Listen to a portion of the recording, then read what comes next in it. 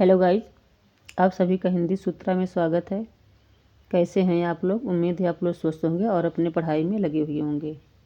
तो आज से हम लोग स्टार्ट करेंगे KVS, NVS, TGT, PGT tyre 2 का। टायर 1 का पेपर हो गया है 10 जनवरी को, और जितने बच्चे क्वालिफाई हो जाएंगे वो सब टायर 2 की अपनी तैयारी करेंगे। तो जो 60 क्वेश्चन आएगा उसकी डेली प्रैक्टिस का चलेगी आज से।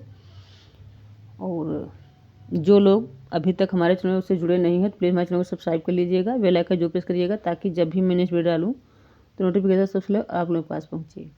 और टायर 2 की डेली 60 क्वेश्चन वाला प्रैक्टिस चलेगा। जो 60 प्रश्न आएंगे उसकी डेली प्रैक्टिस होगी इस चैनल पे। तो ज़्यादा समय न लेते हुए प्रश्नों की ओर चलते हैं। हिंदी किस भाषा का शब्द है? हिंदी किस भाषा का शब्द है? तो फारसी भाषा का शब्द है। सही ऑप्शन हमारा सही हो जाएगा, हिंदी फारसी भाषा का शब्द है।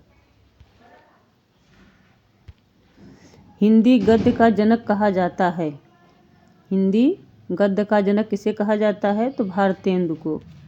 ब ऑप्शन हमारा सही हो जाएगा, भारतेंदु को हिंदी गद्य का जनक कहा जाता है। भारतेंदु मंडल के लेखक नहीं हैं। इसमें से भारतेंदु मंडल के लेखक कौन नहीं है? तो राजा शिव प्रसाद सितारे हिंद भारतेंदु मंडल के लेखक नहीं है। द ऑप्शन हमारा सही हो जाएगा। बाकी तीनों प्रताप नारायण मिश्र, प्रेमधन और बालकृष्ण भट्ट, ये तीनों भारतेंदु मंडल के कवि हैं। इसमें से शिव प्रसाद सितारे हिंद नहीं है, जो कि द ऑप्शन सही हो जाएगा। भारतेंदु युग का प्रारंभ हुआ। भारतेंदु युग का प्रारंभ कब से हुआ? तो सन 1868 ईस्वी से। और ऑप्शन हमारा सही हो जाएगा, 1868 ईस्वी से प्रारंभ हुआ।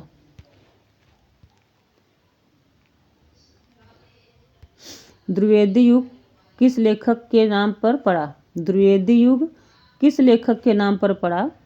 तो महावीर प्रसाद द्विवेदी के नाम पे पड़ा। हमारा ब ऑप्शन सही हो जाएगा, द्विवेदी युग का नाम महावीर प्रसाद द्विवेदी के नाम पे पड़ा। सरस्वती पत्रिका के संपादक हैं। तो सरस्वती पत्रिका के संपादक कौन हैं?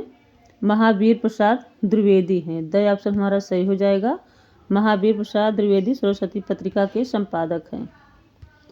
प्रेम सागर के रचनाकार हैं। प्रेम सागर किसने रचना है? लल्लू लाल की। और ऑप्शन सही हो जाएगा, लल्लू लाल की रचना है प्रेम सागर। सुख सागर के रचनाकार हैं। सुख सागर के रचनाकार कौन हैं? तो सदासुख लाल। सही ऑप्शन हमारा सही हो जाएगा, मुंशी सदासुख लाल सुख सागर के रचनाकार हैं। सही ऑप्शन सही हो जाएगा। रानी केतकी की कहानी के रचनाकार हैं। रानी केतकी की कहानी किसकी रचना है ये? तो मुंशी इंसा अल्लाह खां की है। और ऑप्शन सही हो जाएगा, इंसा अल्लाह खां। द्विवेदी युग के लेखक नहीं हैं। नहीं विशेष ध्यान देना है, उसमें नहीं दिखता है। तो द्विवेदी युग के लेखक नहीं हैं। नहीं पूछ रहा है तो कौन नहीं है? हजारी प्रसाद द्विवेदी द्विवेदी युग के लेखक नहीं है। और ऑप्शन सही हो जाएगा, महावीर प्रसाद द्विवेदी, सरदार पूर्ण सिंह और श्याम सुंदर दास, ये तीनों द्विवेदी युग के लेखक हैं। हजारी प्रसाद द्विवेदी नहीं हैं। तो और ऑप्शन सही हो जाएगा। शुक्ल युग के लेखक हैं। शुक्ल युग के लेखक कौन हैं? तो हजारी प्रसाद द्विवेदी हैं शुक्ल युग के लेखक। ब ऑप्शन हमारा सही हो जाएगा, हजारी प्रसाद द्विवेदी। शुक्ल युग का नाम नहीं है। इसमें से कौन सा शुक्ल युग का नाम नहीं है? तो निराला युग। द ऑप्शन सही हो जाएगा, द। छायावाद युग, प्रसाद युग और प्रेमचंद्र युग, ये तीनों युग शुक्ल युग के नाम से जाने जाते हैं।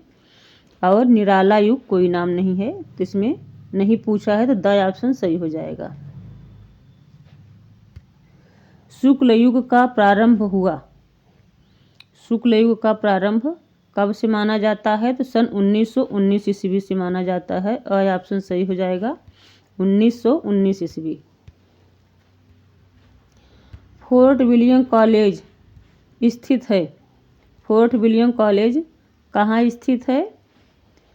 तो fort William college fort William college तो कोलकाता में है। सही ऑप्शन सही हो जाएगा। फोर्ट विलियम कॉलेज कोलकाता में है।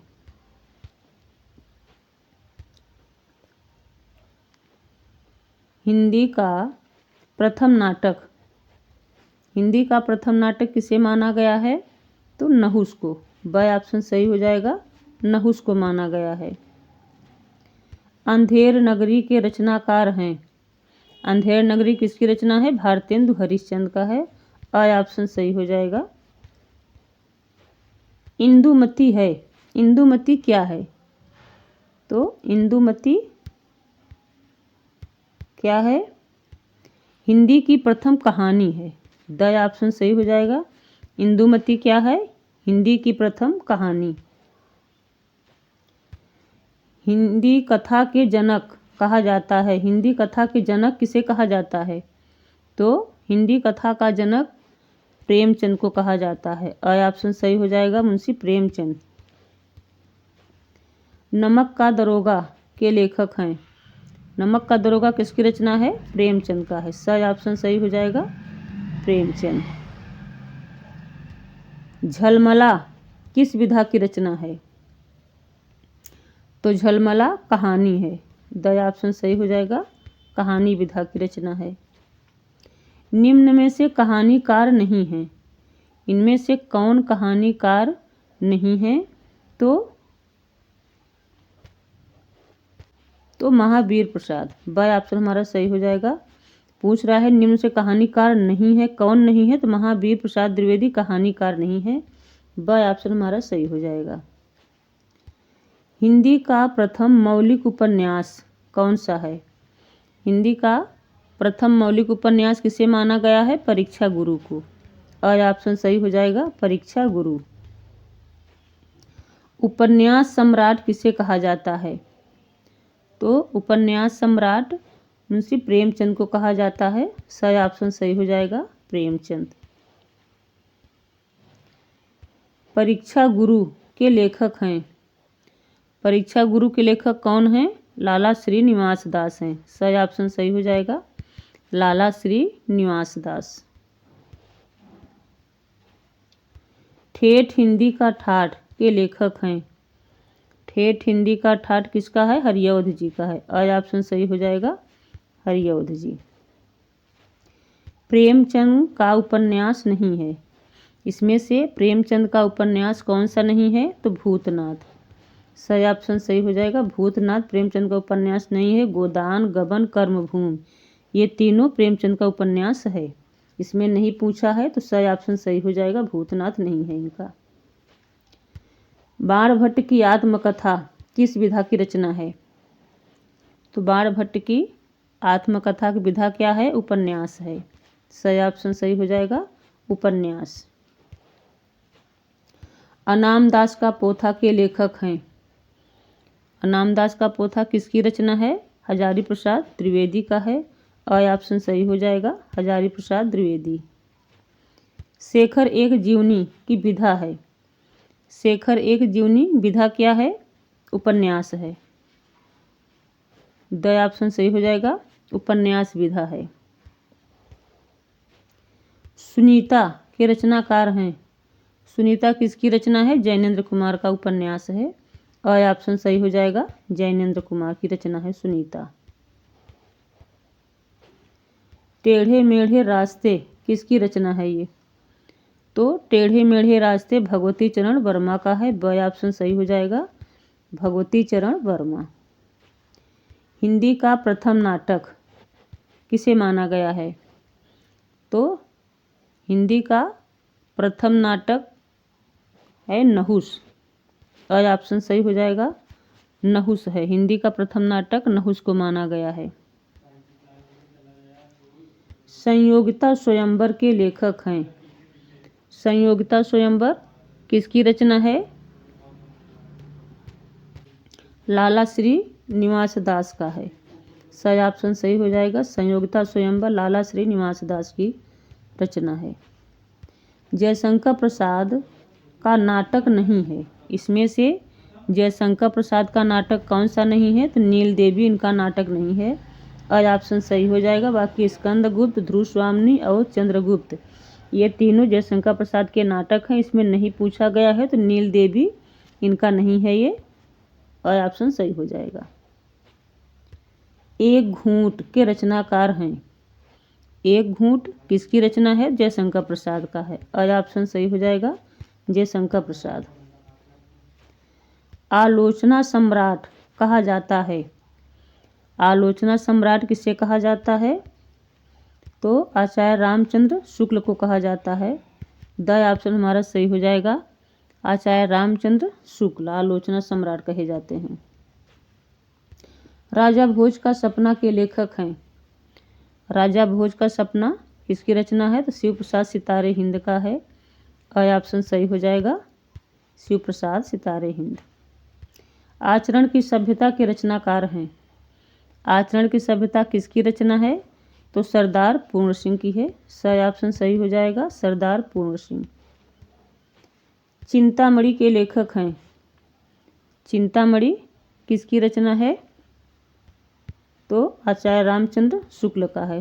द ऑप्शन सही हो जाएगा आचार्य रामचंद्र शुक्ल। हजारी प्रसाद द्विवेदी का निबंध नहीं है। इनमें से कौन सा हजारी प्रसाद द्विवेदी का निबंध नहीं है? तो बिखरे पन्ने।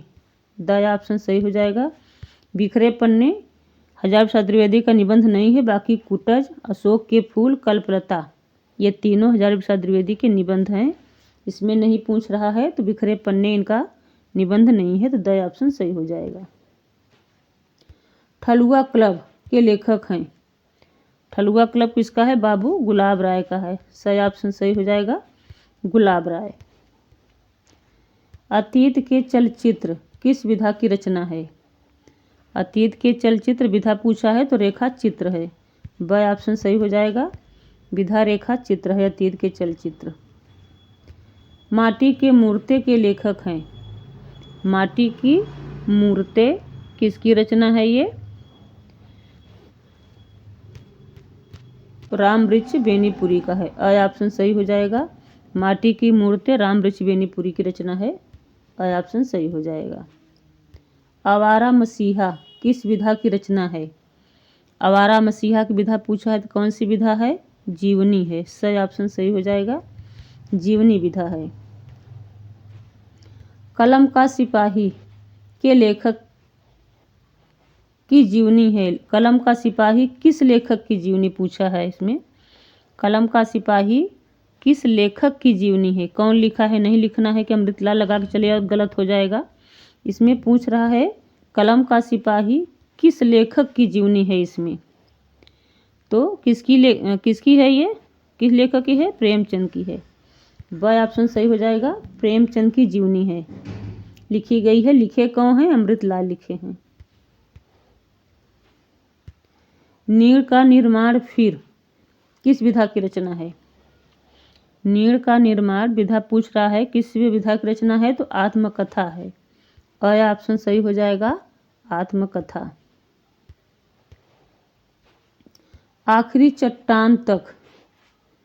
आखिरी चट्टान तक इसके लेखक कौन है? आखिरी चट्टान तक किसकी रचना है? तो मोहन राकेश का है। ब ऑप्शन सही हो जाएगा आखिरी चट्टान तक मोहन राकेश की रचना है। मेरे कॉलेज की डायरी के लेखक हैं। मेरे कॉलेज की डायरी किसकी रचना है ये? तो डॉक्टर धीरेन्द्र वर्मा का है। द ऑप्शन सही हो जाएगा डॉक्टर धीरेन्द्र वर्मा। चैखव एक इंटरव्यू के रचनाकार हैं। चैखव एक इंटरव्यू किसका है? राजेंद्र यादव का है। अ ऑप्शन सही हो जाएगा राजेंद्र यादव।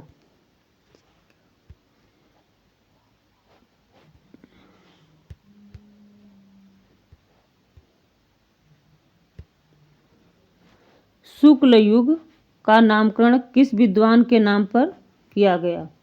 शुक्ल युग का नाम किस विद्वान के नाम पर किया गया है? तो आचार्य रामचंद्र शुक्ल के नाम पे किया गया है। ब ऑप्शन सही हो जाएगा, आचार्य रामचंद्र शुक्ल। सेवा सदन उपन्यास के लेखक हैं? विधा उपन्यास है। सेवा सदन किसकी रचना है? तो प्रेमचंद की है। सही ऑप्शन सही हो जाएगा, प्रेमचंद। उपन्यास विधा है। प्रसिद्ध आत्मकथा क्या भूलूं क्या याद करूं के लेखक हैं? विधा इसमें क्या है? आत्मकथा है। क्या भूलूं क्या याद करूं किसकी रचना है या किसकी आत्मकथा है ये? तो हरिवंश राय बच्चन का है। अ ऑप्शन हमारा सही हो जाएगा, हरिवंश राय बच्चन। कंकाल के लेखक हैं? कंकाल किसकी रचना है? तो जयशंकर प्रसाद का है। ब ऑप्शन सही हो जाएगा, प्रसाद। झूठा सच किस विधा की रचना है? झूठा सच विधा पूछा है इसमें, तो झूठा सच कौन सी विधा की रचना है? उपन्यास है। सही ऑप्शन सही हो जाएगा, उपन्यास विधा की रचना है। अनंत प्रकाश के रचनाकार हैं? अनंत प्रकाश किसकी रचना है? तो जयप्रकाश भारती की है। ब ऑप्शन हमारा सही हो जाएगा, जयप्रकाश भारती की रचना है अनंत प्रकाश।